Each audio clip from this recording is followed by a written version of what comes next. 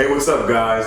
Welcome to Marvel Bros, where we discuss all things Marvel and everything else. Today, we will be reviewing the San Diego Comic-Con Marvel Phase 4 slate, because it was so much information. It was freaking crazy.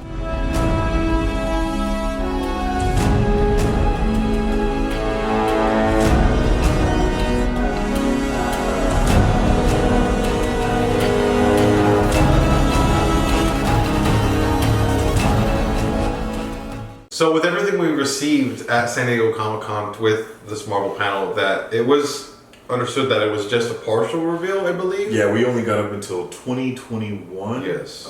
So I'm pretty sure we're gonna get the rest of 2022 as part of D23. Yeah, potentially. Yeah. Or maybe even further than Phase 4, or expanding on Phase 4 maybe. Yeah, that would be maybe some trailers. Hopefully, I don't know. Maybe they'll reveal the trailer for Black Widow. That would be awesome. Because they did show Black Widow footage at the Marvel panel. So let's just get the ball rolling. Eternals.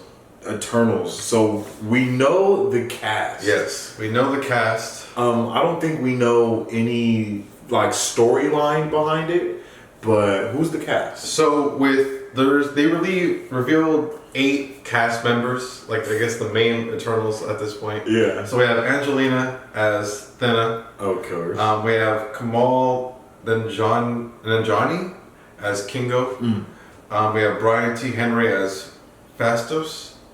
Don Lee as Gilgamesh? Oh, Gilgamesh. Gilgamesh. Yeah. And then we have Richard Madden as Icarus. And then Lauren Ridloff, which is actually the first Marvel deaf actor to be involved in an MCU film, and that's pretty exciting. That's pretty awesome.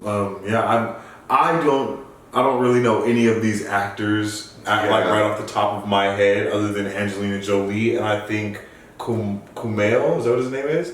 I think I know him from something too. I've seen him in a couple things. He's pretty. I've seen pretty much all of them except Lauren Ridloff and Leah McGowan. I think I've seen Don Lee in something as well. He's in a lot of Korean films. Okay. And then we have Salma Hayek.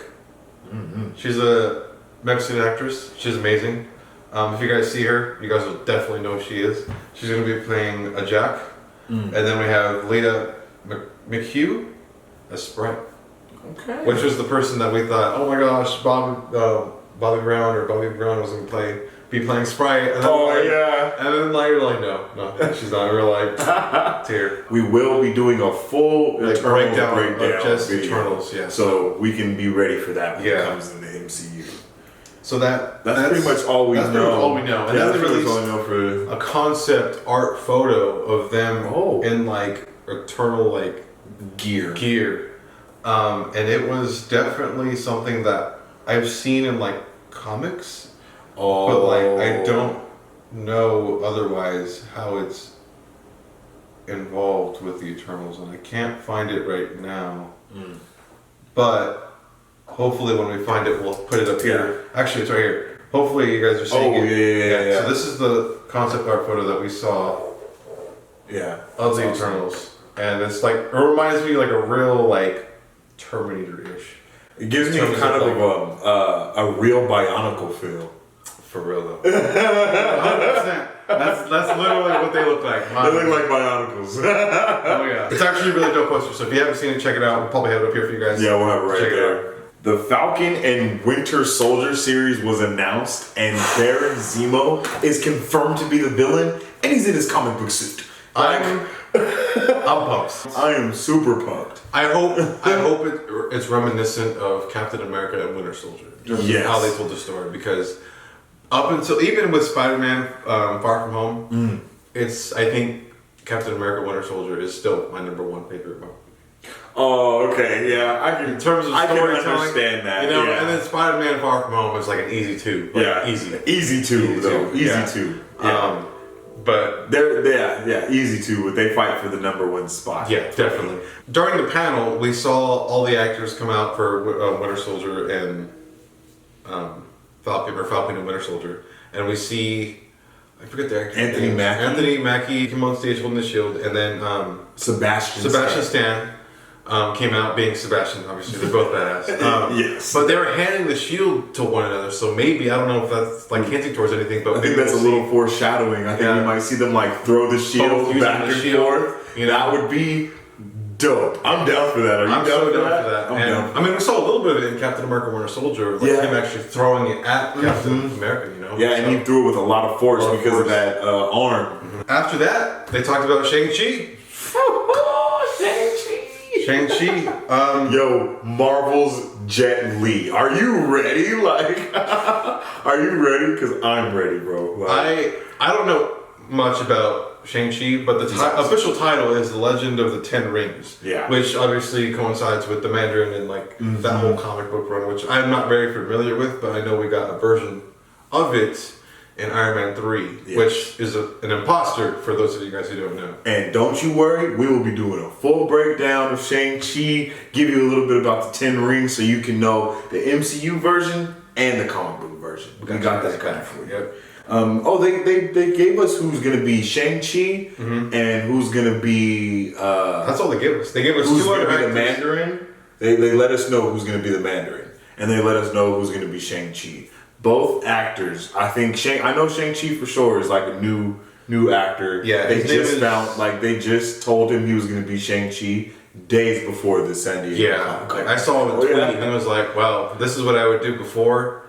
This is what I do after, knowing that I'm a Marvel, but I'm still doing the same exact thing. But like, he's just like, yeah, it's happening. It's happening. It's real. But the person who's playing Shang-Chi is Simu Liu. I believe that's how you say his name properly. Yes. And then there's two other actors that they introduced but didn't directly give them any specific position. What's the guy's name? The guy's name is Tony Leo. He's a veteran actor. I think he might be the Mandarin. He is. He's the one who's playing the Mandarin. They did not tell us who Awkwafina is, though. Yeah, Awkwafina. She's known, like, if you've seen Crazy Rich Asians, you probably know who this actor is. It's actually a really good movie. And she's beautiful. Like, I really don't know how else to explain like Awkwafina. Like, besides the name, like, she's gorgeous. That's all I gotta say. Dope name too. Yeah. But I'm really excited for this. I'm super juiced for it. I really want to see how they like intertwine because we've never had anything really that takes us even to a need for China, you know. Except Endgame. Yeah, except Endgame, and I'm pretty sure they're gonna incorporate that. Like, that's gonna be somebody, you know. Shang-Chi's gonna be like, what the hell? All the dudes I was supposed to fight are gone. Like, what? Yeah. Like, what happened to the? Just a little bit. Shang-Chi's dad is a bad guy, so I was kind of thinking maybe the bad guy that Ronin killed may have been Fu Manchu, his father. But I don't know how much of a connection they're gonna do with that. That was just one of my thoughts, though. Yeah, there's so much I want to say, but I don't know. Yeah, because they're... Okay, yeah. Yeah, so, the WandaVision Disney Plus series was announced, and we already know who the cast is. We know who... Well, we don't know the whole cast, but we know who Wanda is, and we know who Vision is. Yeah. So, I mean, other than that, I don't know how much more we really need. Yeah. But Monica Rambeau will be in this movie as an adult. And if you don't know who she is... She was in Captain Marvel. She was in Captain Marvel. She's the little girl from Captain Marvel. So remember that was like years and years ago. I'm over here thinking it's the mom. I'm so sorry. Not the mama, not the mama, not the mama, not the mama, not the mama, not the mama. We're like in her 50s at this point. Like in the MCU, like technically. And then not the mom, the daughter. It's the daughter. Yeah, Okay. the daughter. That makes so much more sense. I'm not sure if she's gonna have her powers and be comic book Photon, but so is she like she's in there. Is she like an Iron Man type-ish character, or is she like in terms of like flight? She's more of like a Captain Marvel type character. Actually, Photon, Monica Rambeau, was the first Captain Marvel.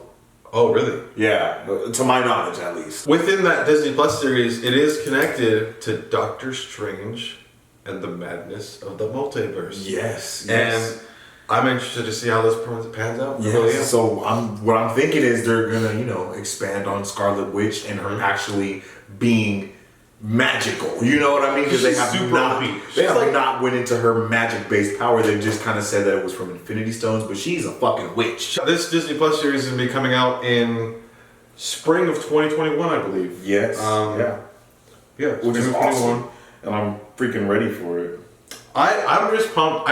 So we were talking about this earlier before we got started. Like, I'm excited that they're actually utilizing Disney Plus as an avenue to expand the MCU. Very much so, because I was really worried that the MCU Disney Plus series, I was worried that they were going to have a very Netflix feel to it. And I was not. I was like happy about it, but I was like super worried. Like I was like, this can either be really good or really bad. But it up to now, it seems like it's going to be really good. Like, I know they're not going to cut any costs. What if they really mess it up? I don't think I don't think I have all high of the hopes Disney for Plus. I have that would be on the off chance horrible. that we just watch and we're like, what the fuck was this? did he even punch him? Like what? You know, oh yes, shitty stuff, you know, but and then you have to think about they're doing Scarlet Witch's powers, like all of that. Like you have to make it look cohesive to how it looks in the MCU, so you can't cut costs. And I'm still interested to see if they're gonna like, 'cause, you know, we had those rumors and we talked about how WandaVision was gonna take place in the 60s. Yes, utilize her powers in terms of like affecting time. Yeah, I think reality. She Reality. manipulates reality. And I guess that kind of coincides with Doctor Strange's madness and the multiverse. You know, Yeah, but especially if they're going into the multiverse. But like you were saying earlier, how the Fantastic Four may be taking place in the 60s. Yeah. And she, like, we've also heard rumors of her accidentally, like, creating the mutants. Mm-hmm. You know? Yeah. And that could be something that it's just we're seeing come together. Yeah, because in the House of M run, she destroys all mutants, and so I'm thinking they're doing a reverse, and she brings the mutants into play. Yeah. So, but to be honest, then I think, and it's like, that is a big risk to bring through a TV show. To introduce something so big in a TV show, and that's what I'm kind of worried about, is I don't want them to use the TV show as an out.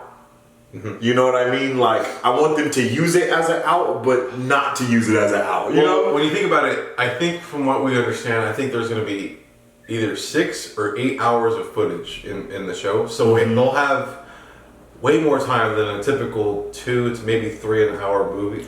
Oh, yeah. To just tell their story, you know? Yeah. They'll So have they're not gonna multiple have to do hours. crammage. Yes.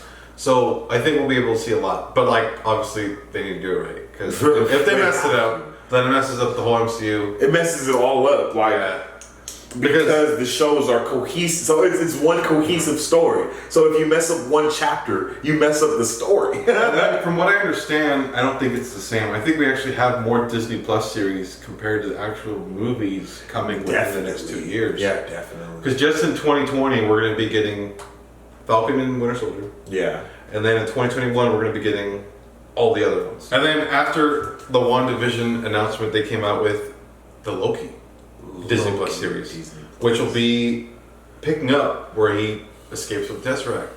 And Endgame. Yeah. And you know what? I was really surprised by that, because remember we had heard reports that it was not about that at all. Yeah. That it was just about Loki going through out the timeline, I guess, and just messing with different shit.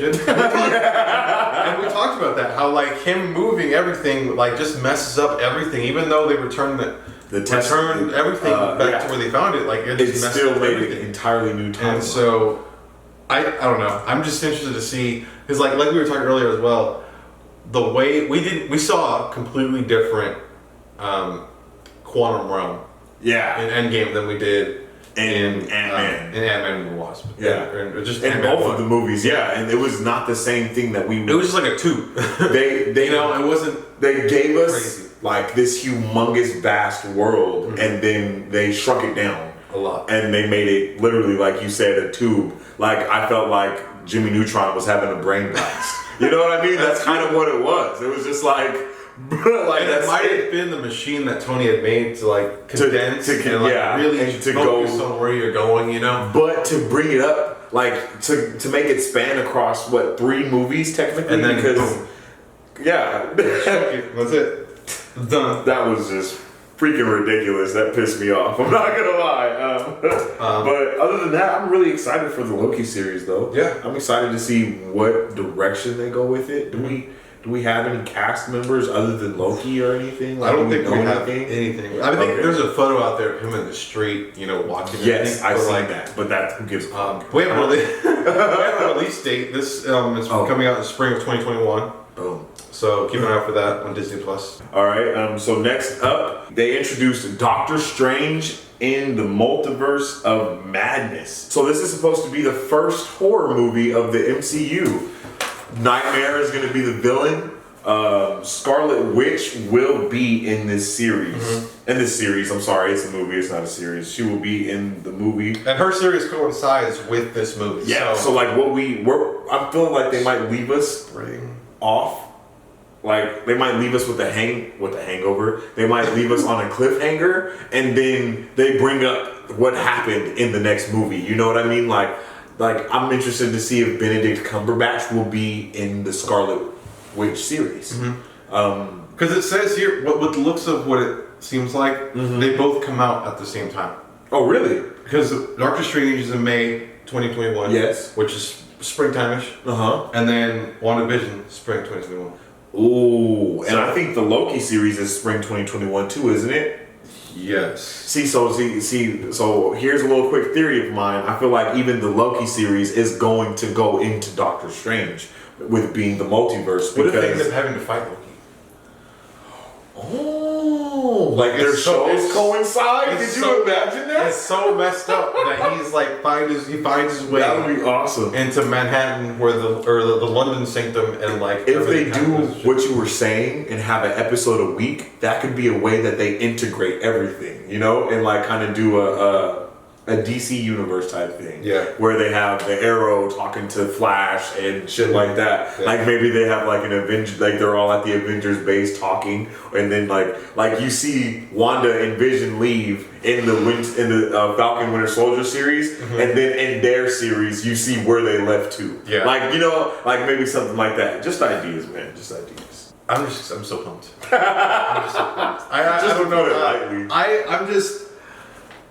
I'm excited.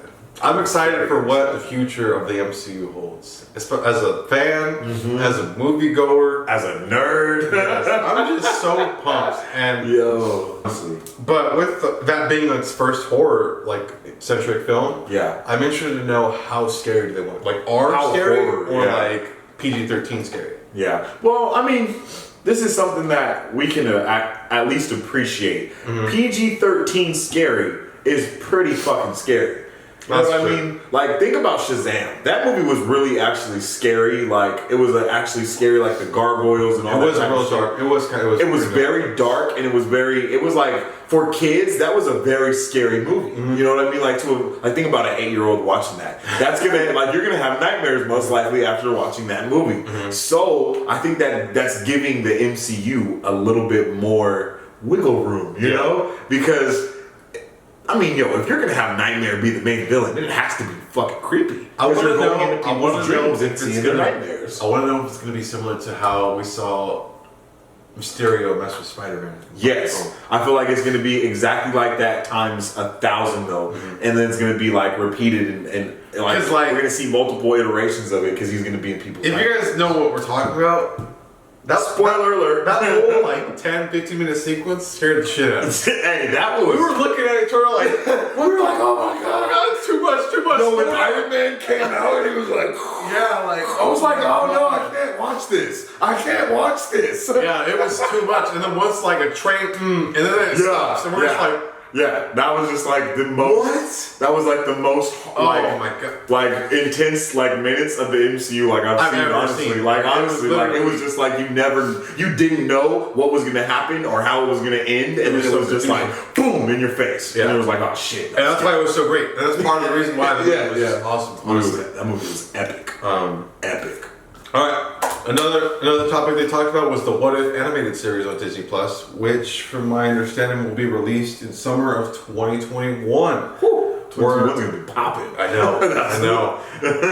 We're gonna see a large majority of the MCU actors reprise their roles and actually participate in the voice acting situations within this series. This will be the first cartoon that is canon to the MCU. And I think going down the road, I think it's definitely going to be an avenue that they're going to take advantage of. Especially Similarly to how Disney takes advantage of the Star Wars animated shows. Oh yes, to make it canon. Yes. Yeah, yes. And Oh, I so, didn't even think about that. I'm excited to see what they can do, because if Disney can do such a great job, like with Star Wars Rebels and Star Wars The Clone Wars, oh man, Yeah. they're gonna kill it. That's true. That's true. And we have Jeffrey Wright as the voice of the Watcher. So who is the Watcher? I've heard The Watcher. So in the comic books, whenever there is a big moment, like Secret Wars, or when Thor became unworthy and he had to fight Nick Fury and he picked up whenever there's a big moment, the Watcher comes. So is he The Watchers are a race that just watch. Oh, I think And that's Guardians of the Galaxy. We seen the Watchers with Stan Lee. I got Yeah. So what I think is, I'm pretty sure the Watcher will be the narrator of pretty much every episode, and he is saying pretty much what if, and he's just telling you what if, and then we go straight into it. Like, I don't think they're gonna spend any time on anything. They're just going straight into the stories, and the first one is supposed to be Peggy Carter. Peggy Carter being Captain America.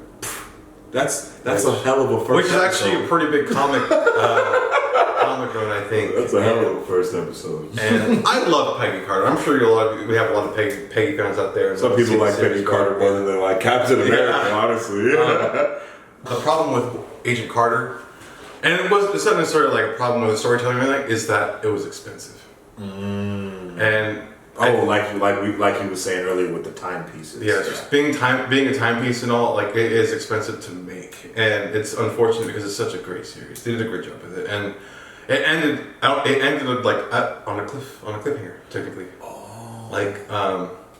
But hopefully we'll see it revitalized in Disney Plus if it gets enough momentum going. But again, maybe they'll utilize the cartoons. Yeah, that's what it's in a way like that. Because it's definitely has potential. I think so, especially in a world in a movie world where we're seeing more female-centric films and seeing like female characters coming about. So definitely, they're definitely going to expand on her lore a little bit more, being the one that kind of like started Shield. You know, stuff like that. Yeah. They're gonna want to go into that more. Mm-hmm. But up next, we got one of the biggest shockers of them all. I didn't think they were going to announce this at all for like another year. But they have Thor 4. Thor, Love, and Thunder. Holy crap. Yo, was not ready. I was at a barbecue and I was just like, what? I was blown away for a good 30 minutes. Like I said earlier, like I was gone. I was in a corner in the back room, just like focusing, like tweeting, like, oh man. I was a mess. Like, and then all the information that they said about it, it was like I was overwhelmed with information for a movie that we did not think we were going to get any information for at least this next slate of the Phase 4, you know? I thought it was definitely going to be like Phase 5. Yeah. That's what I thought. That's just what I thought. Because I knew that they were gonna have so many other movies to worry about in my head that I was like, we're not getting a Thor movie anytime soon. And it's with the announcements of that movie, we see Jane Foster, aka Natalie Portman, coming back to reprise her role and take on the mantle of Thor. Mighty Thor. Yes. And awesome. I saw the title and I just see I saw a picture of Nat on the panel holding up the hammer. Oh, and I'm like, wait a minute, what's going on here? Yeah. And then moments later, I see Nat coming back to be Thor, and I was like, holy crap. That's freaking crazy. And if that wasn't crazy enough, they also introduced that Valkyrie is LGBTQ and she's looking for a queen. Like, what? I'm sure a lot of you feel the way I feel like it should be Captain Marvel. I'm just, like, what? It's like, I was not ready. I was like, I know that a lot of people out there that ship the two together, so like... Yo, we will explore more of that in another video. Yeah. Definitely, because there is a lot to talk about. Is that something that is that something that's ventured into in the comics at all? Or is Valkyrie? Like being LGBT? Oh no, I think that's. Or is that just something that they just kind of? I think it's something that just like threw together, like you know what I mean. And I think they did a good choice.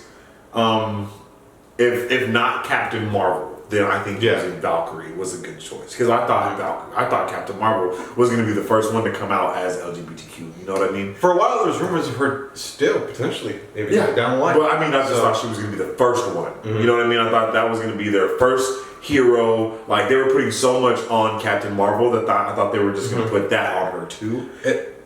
But I'm happy that they didn't, honestly, because you know it just there's so much controversy around Captain Marvel as it is. We don't need one more thing. Yeah, but that's true. Choosing Valkyrie was a good choice. I like Tessa Thompson. I like her as an actor. And I think that she's gonna do a good job. She's great. She's great as Valkyrie. Honestly, I thought she was great at Thor Ragnarok. But with that, those were pretty much the big announcements with Thor. Yeah. Obviously with Tahiti. Is it Tahiti? Is that his name? Oh, Taika Waititi. Taika Waititi is back to direct. Yeah. That's great. Yes. If they didn't have Taika Waititi, there shouldn't have been a Thor 4. Period. Like they should have just let Thor die in Guardians of the Galaxy 3 if Taika Waititi wasn't coming back. Because no one can do what Taika did. In one movie, he brought more love to Thor than 2 other movies did. Yeah. So fucking epic. Good choice. Great choice. Happy we're getting a 4. So with that, we saw more information about Black Widow. Yeah.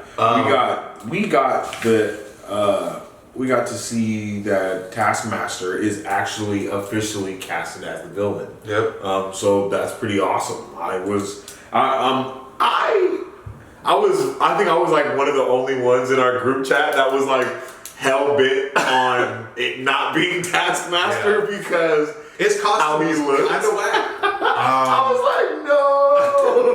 It might be that, like we were talking about, it might be that it's not like CGI or anything like that, you know? Yeah, but or it might just look that way. I'm not a fan of how it looks. Yeah, I'm not a fan of how it looks. It looks like some Lego. He pointed out hella games and shit, and he looks so awesome. He was just in Spider-Man.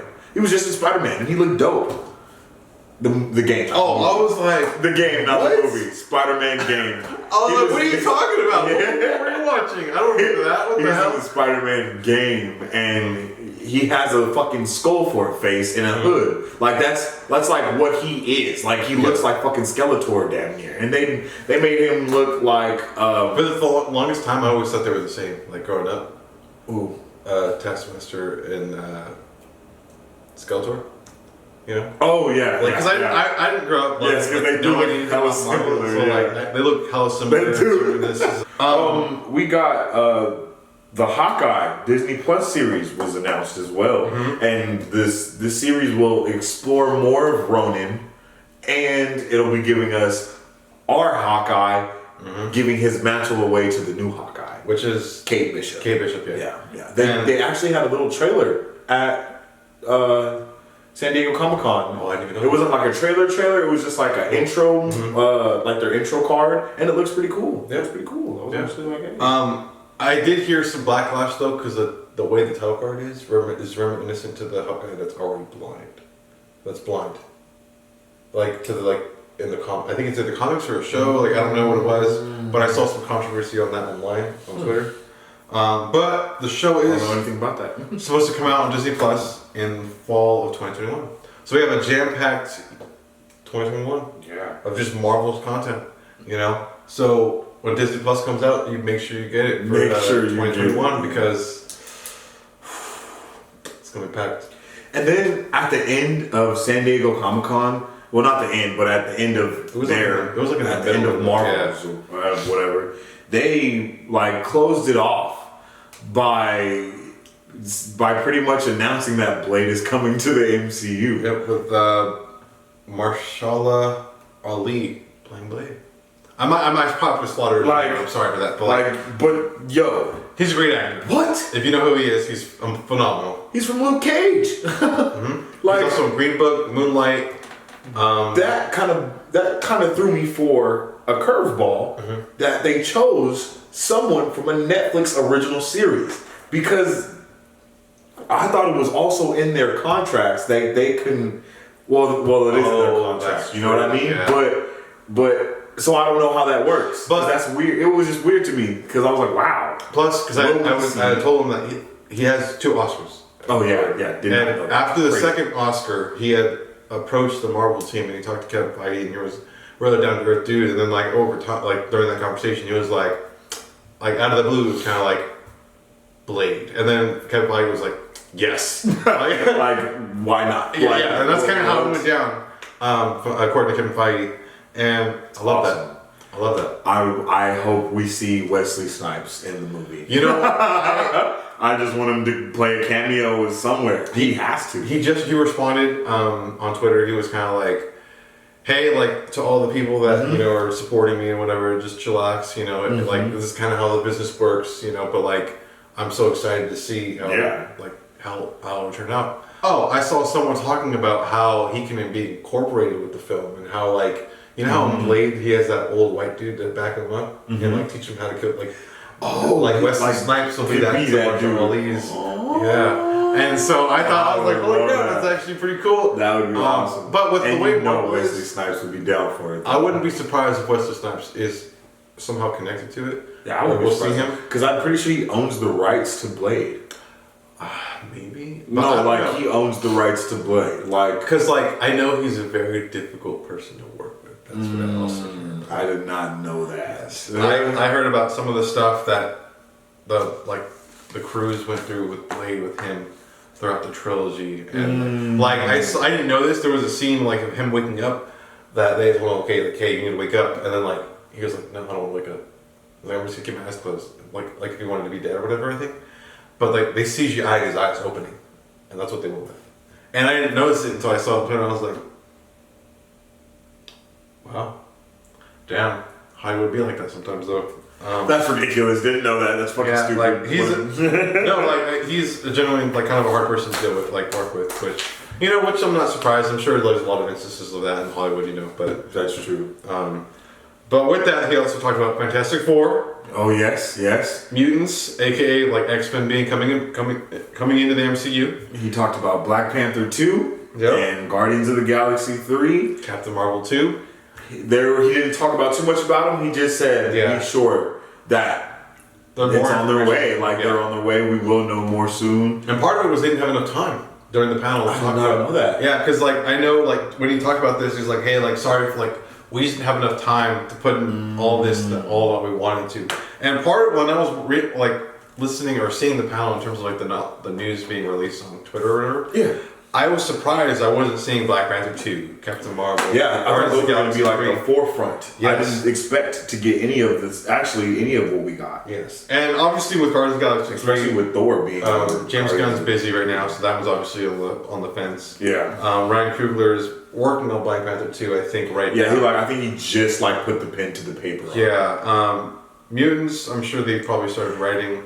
Fantastic Four, I'm sure they've been working on for a little bit, not too long, but it's in the process. I'm pretty sure they've had they have a whole wall somewhere, and it just says Fantastic Four ideas. The one I don't know if it's being worked on right now at this very moment is Captain Marvel 2. To me, that one seems like the one that's kind of going way down the line. Yeah, that might be late 5. Mm-hmm. Late to late 5. That's what I think too. But yeah, guys, with that, that's pretty much our breakdown of San Diego Comic-Con and at least the Marvel panel. At least the Marvel panel. Yeah. But tell us what you think. Yes. How do you feel about all these awesome releases that we're getting? It's a lot of information to process. So much. Hit us down in the comments. Let us down below. Let us know what you're most excited for. What you're not excited for. Will you be getting Disney Plus? Are you there day one like us? Let us know. Day one. Comment down below. Let us know. Yep. Subscribe. Hit that notification bell. Ding, ding. You gotta be sure to stay tuned. Yeah. We still doing our pop giveaway. You see, we got pops all around. So just stay tuned and just be ready for that. And it's good. It's gonna be better. Obviously, we've been gone for a while. We've just been busy. Yeah, with life's life. Been crazy. Yeah, us finding a place to actually sit down and record has been a hassle. But and taking it in what direction we want to, and so on and so forth. But now we're getting our feet in the sand, and we really got it going. So stay tuned. Our next video will be covering the Black Widow trailer that they showed at San Diego Comic-Con. So be sure to tune in. So make sure you tune in for all things Marvel and everything pop culture. Thanks, Jay. See you guys later. Peace.